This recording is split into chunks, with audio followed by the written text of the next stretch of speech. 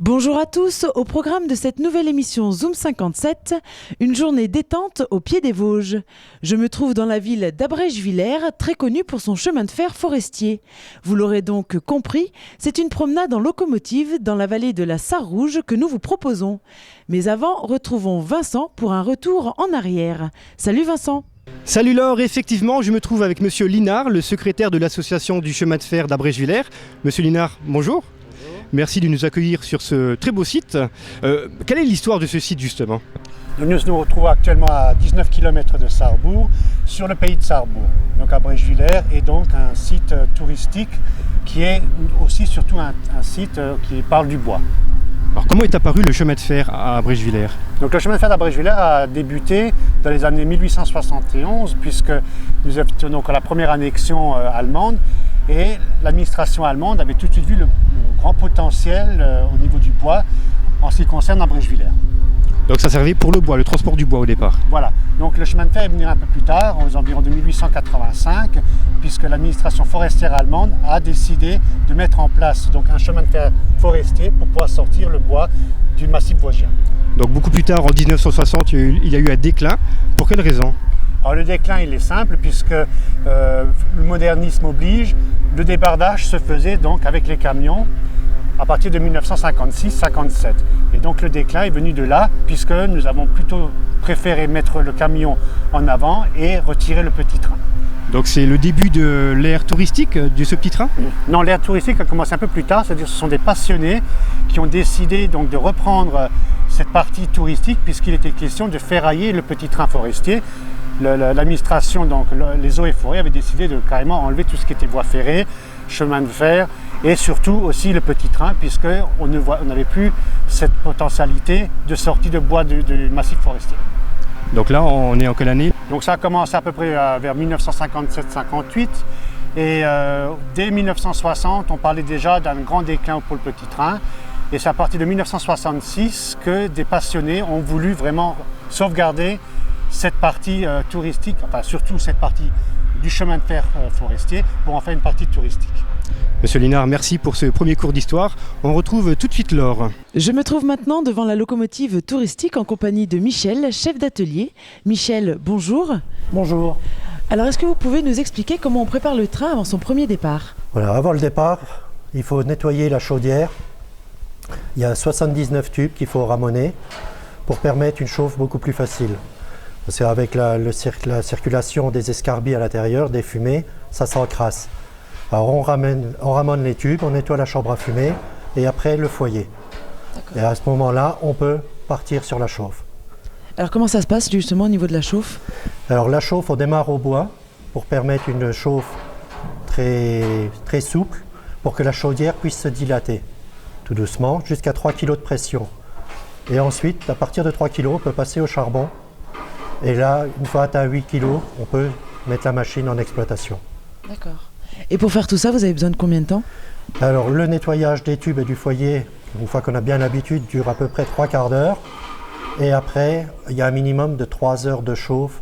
Tout dépend si elle a circulé la veille ou pas. Si elle est arrêtée depuis quelques jours, on compte 5 heures. Michel, merci, je vous dis à tout à l'heure. En attendant, on retrouve Vincent. Effectivement, Laure, avant de monter dans le train, je te propose de découvrir les locomotives d'origine. Monsieur Linard, quel est le type de matériel que l'on trouve ici ? Alors, nous nous trouvons actuellement à côté de la Decoville de 1926, qui est une locomotive à vapeur qui fonctionne au charbon. Donc vous avez une partie réservoir d'un côté et le réservoir à charbon qui se trouve de l'autre côté. C'est une 030. Et elle provient d'où ? C'est une locomotive qui a été construite pour le chemin de fer d'Abrège-Villers. Donc nous trouvons ici devant le Gemeinder qui date de 1944. 55 chevaux, c'est un locotracteur diesel. Il sert beaucoup à la tractation des voitures voyageurs pour les mettre en place ou alors aussi pour les trains de travaux. Nous avons aussi le Coferna, donc un locotracteur de manœuvre qui date de 1953, qui sert à tirer nos trains en moindre besoin et qui est aussi pour les trains de manœuvre. Et derrière vous se trouve la doyenne de ce chemin de fer d'Abrège-Villers. Oui, donc nous avons ici la Mallet qui date de 1906 et qui va fêter ses 100 ans cette année. Donc c'est une 020-020 avec, comme je vous le disais tout à l'heure, son réservoir d'eau à droite et puis son réservoir de charbon à gauche. Monsieur Linard, merci. C'est le moment pour nous d'embarquer dans ce petit train tiré par cette doyenne. Non Vincent, pas tout de suite. Avant de monter dans la locomotive, je voulais m'assurer du bon fonctionnement de celle-ci. Pour cela, je me trouve dans l'atelier, toujours en compagnie de Michel. Alors Michel, est-ce que vous pouvez nous parler de votre métier ? Oui, tout à fait. Je m'occupe de l'entretien des locomotives, de toutes les voitures, la voie, et faire toutes les réparations, parce que c'est toutes des machines, la plus ancienne à 100 ans. On ne trouve plus d'entreprises qui peuvent se consacrer à des réparations comme ça. C'est à nous de nous en occuper. Alors on a conservé l'atelier d'époque, qui a aussi plus de 100 ans, et on fait tout ce qui est réparation ici. Alors comment vous avez acquis cette expérience ? Moi, ça fait 20 ans que je suis là maintenant. J'ai eu la chance de travailler avec des anciens qui ont fait tout leur service ici, et j'ai acquis mon expérience avec eux pendant les premières années. D'accord. Et là, vous étiez en train de faire quoi ? Une petite soudure à renforcer pour une pièce qui vient sur la locomotive à vapeur qui va circuler cet après-midi. On ne peut pas se permettre de tomber en panne, il faut anticiper les réparations. Alors justement, cette locomotive, elle est prête pour cette saison ? Tout à fait. La saison va démarrer, il faut que tout soit prêt. Merci. Vincent, nous pouvons y aller, tout est prêt.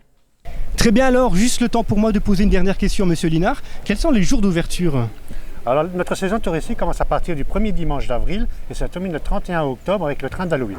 Et en ce qui concerne les horaires ? Alors les horaires, nous avons des horaires assez importants puisque au mois d'avril jusqu'au mois de juin, nous avons un train le matin et 2 voire 3 trains l'après-midi. En période estivale, nous avons tous les jours un train le matin et 5 trains l'après-midi. D'accord, Monsieur Linard, merci. On retrouve tout de suite Laure devant la locomotive. Je suis maintenant avec Bernard, chauffeur du petit train. Bernard, bonjour. Bonjour. Alors, en attendant Vincent, est-ce que vous pouvez nous décrire la balade touristique que nous allons faire ? Alors, c'est un circuit, enfin un aller-retour. Donc, un circuit fait 6 km. Traverse donc, vous verrez, on traverse des routes, on traverse surtout la forêt, puis on longe la Sarre rouge pour monter jusqu'à Grand Soldat. Alors là, en premier temps, on va donc passer devant une pisciculture. Après, nous allons rentrer en forêt et puis à un moment donné, nous allons passer devant le centre Saint-Luc, un centre de réadaptation qui est bien connu pour les cardiaques et puis les opérés des os. Et puis après, on va monter tranquillement jusqu'à Grand Soldat. Et c'est un trajet qui dure combien de temps ? Une demi-heure. Alors bon, la moyenne, une demi-heure pour 6 km, vous faites le calcul, on fait en gros 12 km à l'heure, avec des pointes de 15. C'est pas trop rapide, c'est pas le TGV encore. Ouais. Bernard, merci. Je vous laisse rejoindre votre cabine. Merci. Ah, Vincent, tu tombes bien, dépêche-toi, on va louper le départ.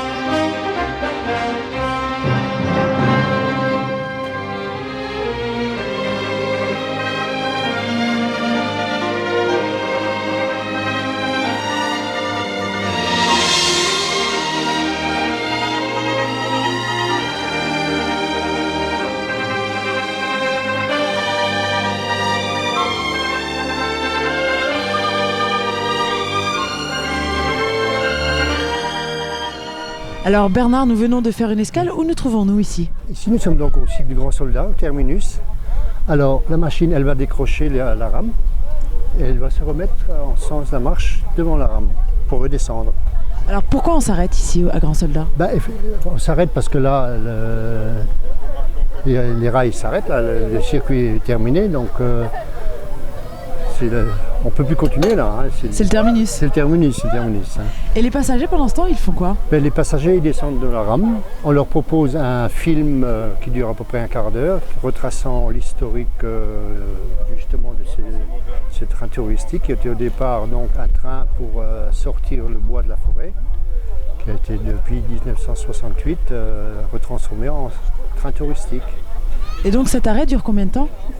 Alors l'arrêt dure une demi-heure, donc les passagers donc, ils peuvent regarder ce film pendant un quart d'heure, puis le quart d'heure restant, ils se promènent un peu dans la forêt, ils ont de quoi faire se promener un peu, puis boire un petit coup si en été quand ils ont soif, voilà, manger une glace éventuellement. Très bien, donc rendez-vous dans une demi-heure.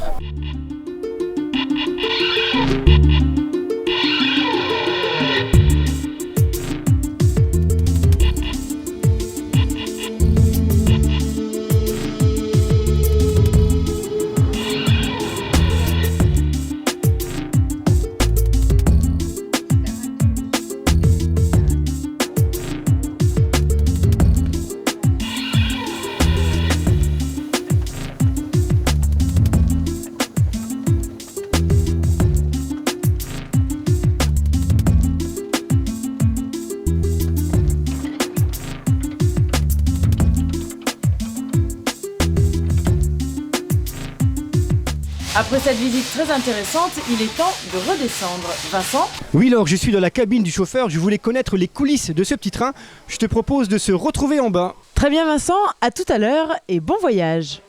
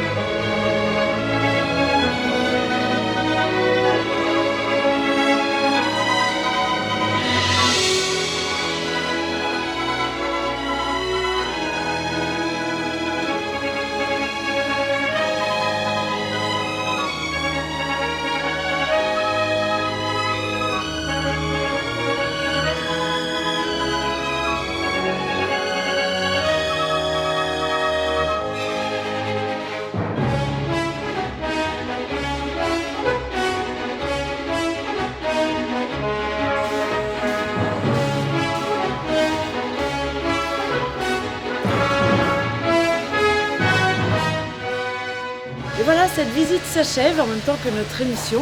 J'espère que cette balade au cœur de la forêt vous a plu et vous a donné envie de découvrir ce site. Rendez-vous donc prochainement pour une nouvelle émission de Zoom 57. Salut Vincent et bon voyage. Salut à tous!